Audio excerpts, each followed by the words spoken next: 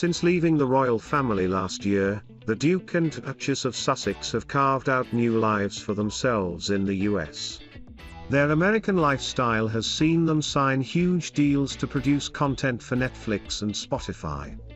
The couple settled in the star-studded area of Montecito, California last year, where they moved into a sprawling mansion. Recently, Meghan, 40, and Harry, 37, also flew to the East Coast as they embarked on a whistle-stop tour of New York City. The trip was their first major public outing since the birth of their daughter Lilibet in June of this year. This week Meghan also showed her US roots as she wrote to Congress calling for paid leave for parents. Her letter recalled tough moments from her own childhood, as well as speaking about her and Harry TM's parenting of Lilibet, who is their second child after Archie, too. The letter is the latest example of how the Sussexes have continued to campaign on a variety of issues after parting ways with the royal family. In February of this year, Buckingham Palace said Meghan and Harry would be stripped of their honorary titles and patronages. This included all of Harry TM's beloved military appointments, a blow for a prince who is so passionate about the armed forces. The move came after the couple TM's dramatic announcement that they wished to step back as senior royals last year. Royal commentator Dylan Howard said Harry TM's grandmother the Queen was left with no choice but to take back his and Meghan TM's titles. The journalist is the author of Royals at War, the untold story of Harry and Meghan's shocking split with the House of Windsor trademark.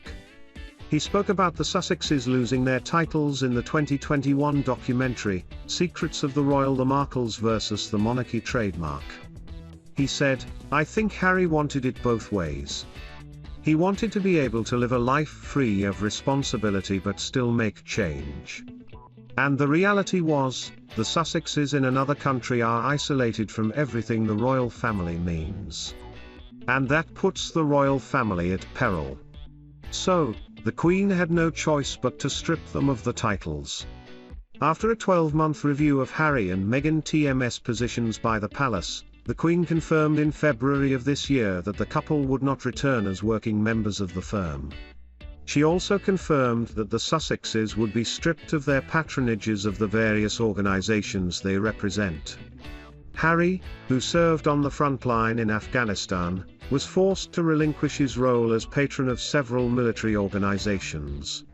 He also had to give up his roles as president of the Queen TM's Commonwealth Trust, patron of the Rugby Football Union and the Rugby Football League, and patron of the London Marathon Charitable Trust.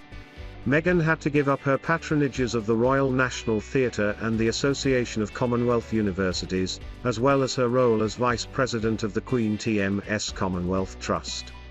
Buckingham Palace said the Queen had said, "It is not possible to continue with the responsibilities and duties that come with a life of public service."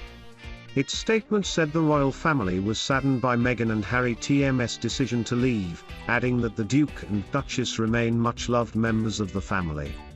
Buckingham Palace said in January of last year that Harry and Meghan had agreed not to use their HRH's/Her Royal Highness titles.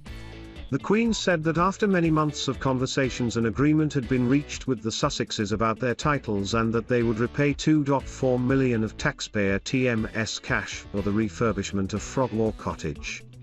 The monarch added, "Harry, Meghan and Archie will always be much loved members of my family.